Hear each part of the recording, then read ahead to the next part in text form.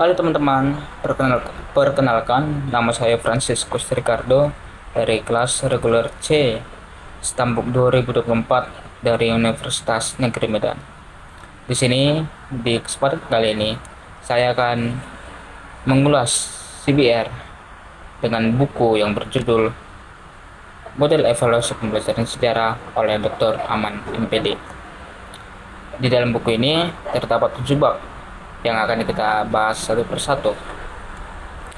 Di bagian bab 1 atau bab pendahuluan itu berfungsi sebagai landasan awal untuk memahami keseluruhan isi buku, khususnya terkait dengan pembelajaran sejarah.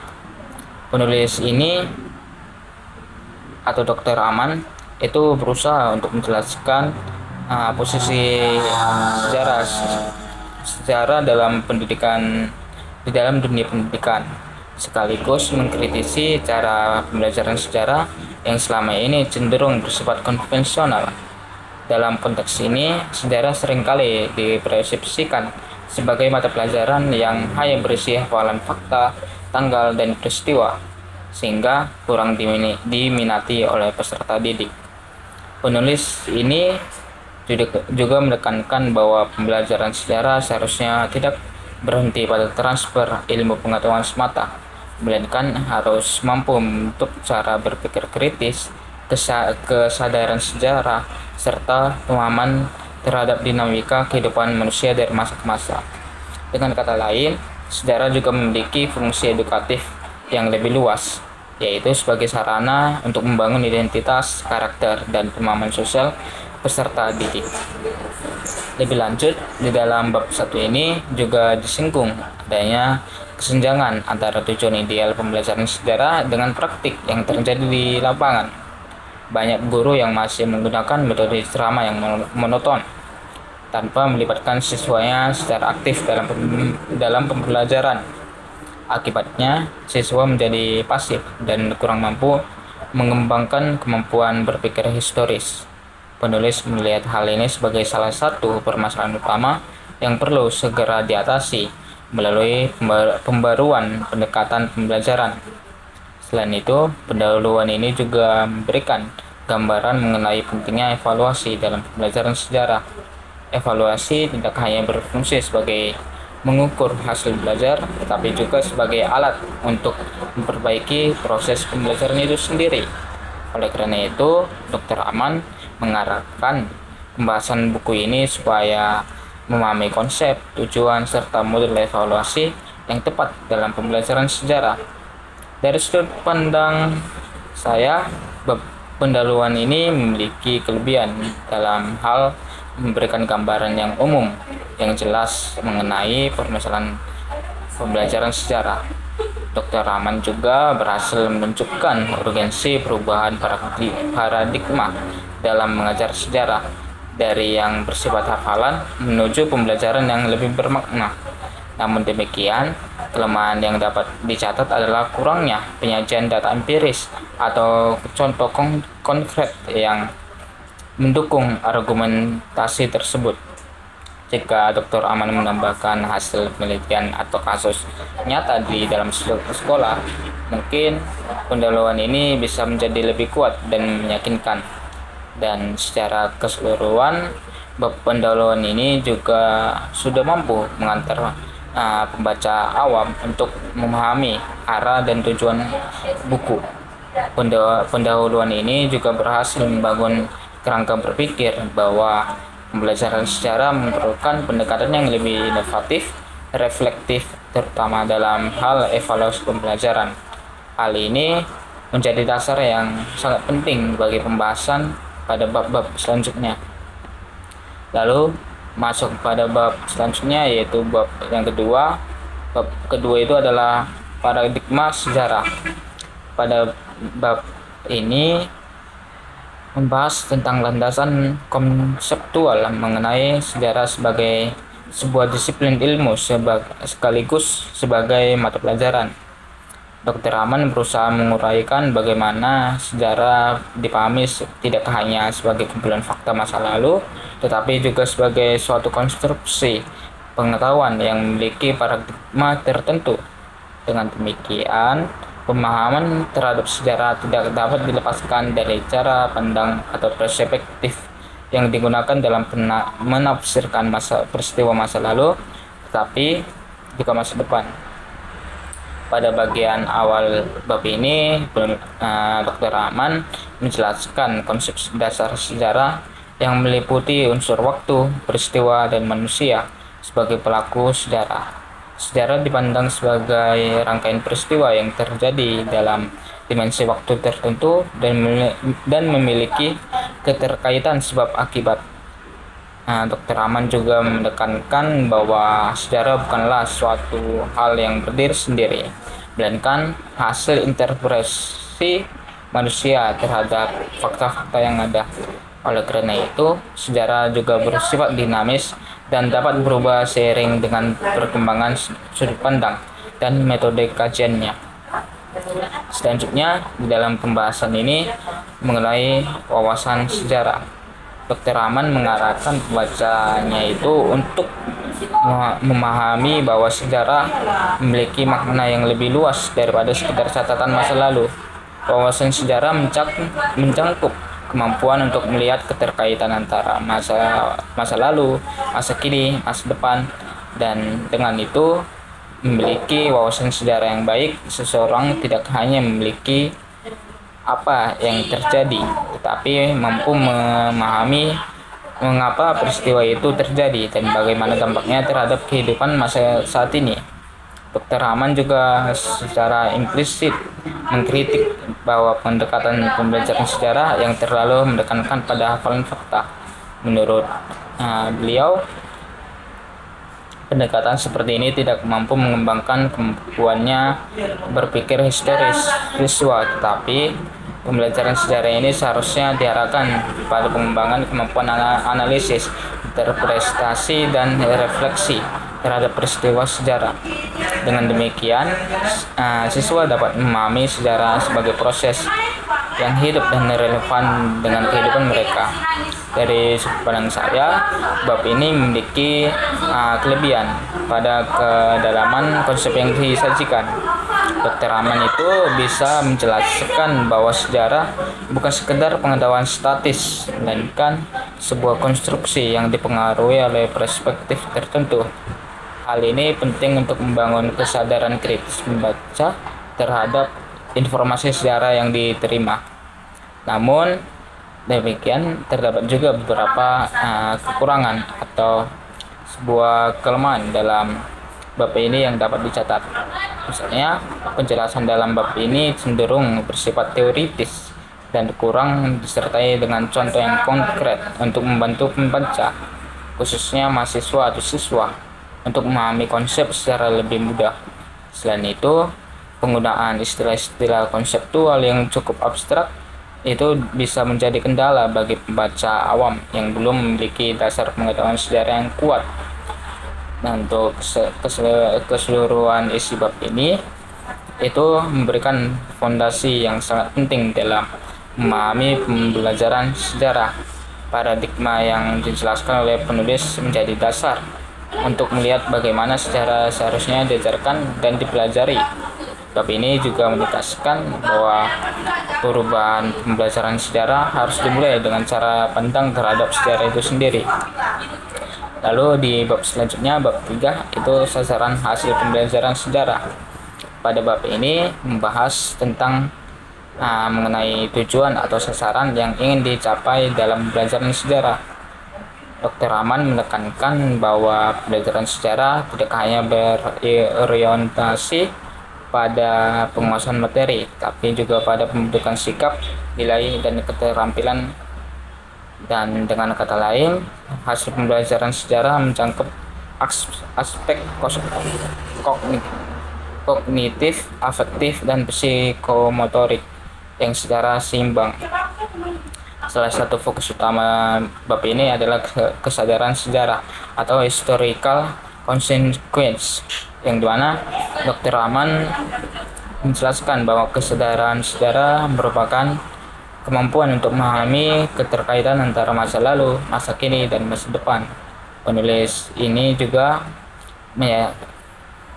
membuat bahwa kesadaran itu penting agar peserta didik tidak melihat sejarah sebagai sesuatu yang terpisah dari kehidupan mereka, melainkan sebagai bagian yang membentuk identitas dan cara pandang mereka terhadap dunia.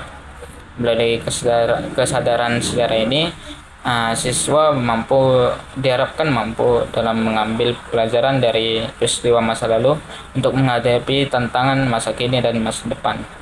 Selain itu, Dr. Rahman juga menyoroti pentingnya nasionalisme dalam pelajaran sejarah. Sejarah dipandang sebagai sarana yang efektif untuk menanamkan rasa cinta tanah air, memperkuat identitas bangsa. Dengan mempelajari sejarah perjuangan dan perjalanan bangsa, peserta didik diharapkan untuk menghargai nilai-nilai kebangsaan serta memiliki komitmen untuk menjaga persatuan dan kesatuan.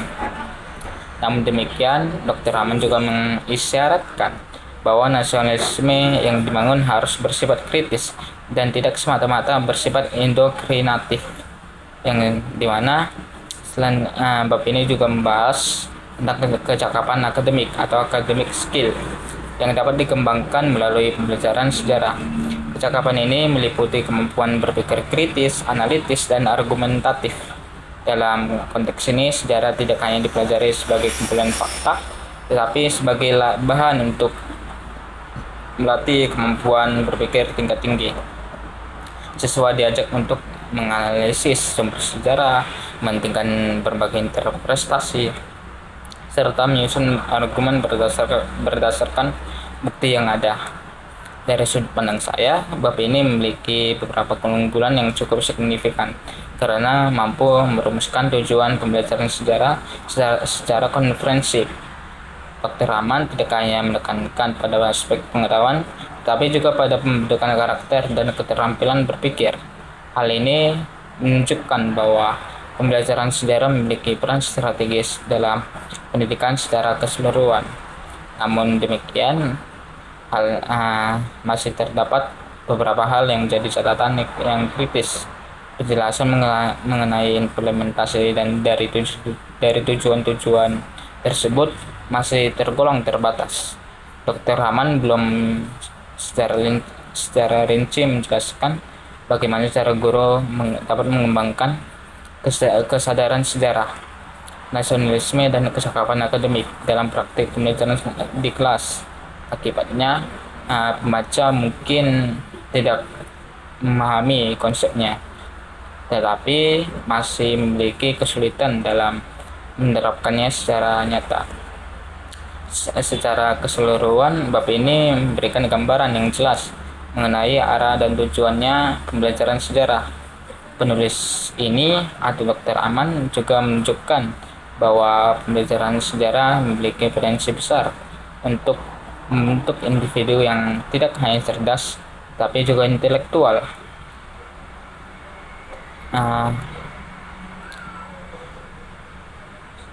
Tetapi juga memiliki kesadaran sosial dan nasional yang kuat. Bab ini menjadi salah satu bagian penting dalam buku karena menjadi dasar bagi pembahasan mengenai metode, evaluasi, dan pembelajaran pada bab-bab selanjutnya. Pada bab selanjutnya yaitu bab 4, yaitu realitas pembelajaran sejarah. Pada bab ini menguraikan kondisi nyata pembelajaran sejarah di lapangan, khususnya pada konteks pendidikan formal seperti di tingkat SMA. Penulis tidak hanya menjelaskan secara deskriptif, tapi juga melakukan refleksi kritis terhadap berbagai permasalahan yang dihadapi dalam praktik pembelajaran sejarah. Dengan demikian, bab ini menjadi jembatan antara konsep teoritis pada bab-bab sebelumnya dengan realitas implementasinya di dunia pendidikan. Pada bagian awal, Dr. Rahman membahas tentang refleksi kurikulum sejarah dari masa lalu hingga sekarang. Dalam hal ini dijelaskan bahwa kurikulum sejarah telah mengalami berbagai perubahan seiring dengan perkembangan kebijakan pendidikan. Namun, perubahan tersebut belum sepenuhnya mampu untuk menjawab kebutuhan pembelajaran yang ideal. Dr. Rahman juga melihat bahwa meskipun kurikulum telah dirancang dengan baik, Secara konseptual, pelaksanaannya di lapangan masih menghadapi berbagai kendala seperti keterbatasan sumber daya, metode pengajaran yang kurang variatif, serta minimnya inovasi dari tenaga pendidik. Selanjutnya, Dr. Aman juga mengangkat isu rekonstruksi dan dekonstruksi dalam pembelajaran sejarah. Rekonstruksi dapat diartikan sebagai upaya menyusun kembali peristiwa sejarah berdasarkan fakta dan bukti yang ada, sedangkan dekonstruksi itu merupakan proses mengkritisi dan membongkar pemahaman yang sudah mapan. Dr. Aman juga menilai bahwa pembelajaran sejarah seharusnya tidak hanya menyajikan satu versi kebenaran, tetapi juga membuka ruang bagi siswa untuk berpikir kritis terhadap berbagai interpretasi sejarah. Namun dalam praktiknya, pembelajaran sejarah juga sejarah di sekolah itu cenderung bersifat satu arah dan kurang memberikan ruang bagi diskusi dan serta perbedaan pandangan. Pada bagian berikutnya dibahas juga mengenai karakteristik mata pelajaran sejarah di SMA yang seharusnya menekankan pada pengembangan kemampuan berpikir historis. Dr. Aman menegaskan bahwa sejarah memiliki karakter unik dibandingkan mata pelajaran lain karena berkaitan dengan interpretasi, analisis sumber, dan pemahaman yang konteks. Namun karakteristik ini seringkali tidak tercermin dalam pembelajaran yang masih berorientasi pada hafalan. Selain itu, Dr. Aman juga menguraikan bahwa mata pelajaran sejarah serta standar kompetensi dari kompetensi dasar secara normatif. Tujuan pembelajaran sejarah mencakup berbagai pengetahuan, sikap, dan keterampilan. Akan tetapi dalam implementasinya pencapaian tersebut belum optimal. Hal ini disebabkan oleh berbagai faktor seperti metode pengajaran yang kurang tepat, keterbatasan media pembelajaran, serta sistem evaluasi yang lebih menekankan pada aspek kognitif semata. Pada bagian akhir, Dr. Aman itu menawarkan gagasan tentang paradigma baru dalam pembelajaran sejarah. Paradigma ini menekankan pentingnya pembelajaran yang lebih aktif, kreatif, dan kontekstual. Siswa tidak lagi diposisikan sebagai penerima informasi, tetapi sebagai subjek yang aktif dalam membangun pemahaman mereka sendiri. Dari sudut pandang saya, bab ini memiliki kelebihan yang sangat menonjol, yaitu keberanian penulis dalam mengkritisi kondisi nyata pembelajaran sejarah. Dr. Aman tidak hanya menyampaikan teori, tetapi juga menunjukkan kesenjangan antara konsep ideal dan praktik di lapangan. Hal ini membuat pembahasan lebih relevan dan kontekstual. Namun, ada beberapa kelemahan juga yang perlu dicermati. Meskipun Dr. Aman telah mengidentifikasi berbagai permasalahan secara jelas, solusi yang ditawarkan masih bersifat umum dan belum disertai dengan langkah-langkah praktis yang konkret. Lalu, pada bab selanjutnya di bab 5, konsep evaluasi pembelajaran, yang dimana bab ini membahas secara mendalam mengenai konsep dasar evaluasi dalam pembelajaran, khususnya dalam konteks pembelajaran sejarah. Dr. Aman berusaha memberikan pemahaman bahwa evaluasi bukan sekedar kegiatan mengukur hasil belajar siswa, tetapi merupakan bagian dari integrasi dari keseluruhan proses pembelajaran. Evaluasi memiliki peran yang strategis dalam menentukan keberhasilan suatu pembelajaran. Evaluasi ini memiliki suatu pembelajaran sekaligus sebagai dasar untuk melakukan perbaikan. Pada bagian awal, Dr. Aman menjelaskan pengertian evaluasi pembelajaran sebagai suatu proses sistematis untuk mengumpulkan, menganalisis, dan menafsirkan informasi guna mengetahui sejauh mana tujuan pembelajaran telah tercapai. Dalam konteks ini, evaluasi tidak hanya berfokus pada hasil akhir, tetapi juga mencangkup proses yang dilalui oleh peserta didik selama pembelajaran berlangsung. Selanjutnya, penulis juga membedakan antara evaluasi, penilaian, dan pengukuran. Pengukuran diartikan sebagai proses kuantifikasi terhadap kemampuan siswa. Penilaian ini sebagai interpretasi dari pengukuran, sedangkan evaluasi merupakan proses yang lebih luas yang mencangkup pengambilan keputusan berdasarkan hasil penilaian. Penjelasan ini penting karena seringkali ketiga istilah tersebut digunakan secara bergantian, padahal memiliki makna yang berbeda. Bab selanjutnya yaitu bab 6, model evaluasi pembelajaran sejarah. Pada bab ini itu merupakan kelanjutan dari pembahasan konseptual pada bab sebelumnya dengan fokus yang lebih aplikatif, yaitu pada model evaluasi yang dapat digunakan dalam pembelajaran sejarah.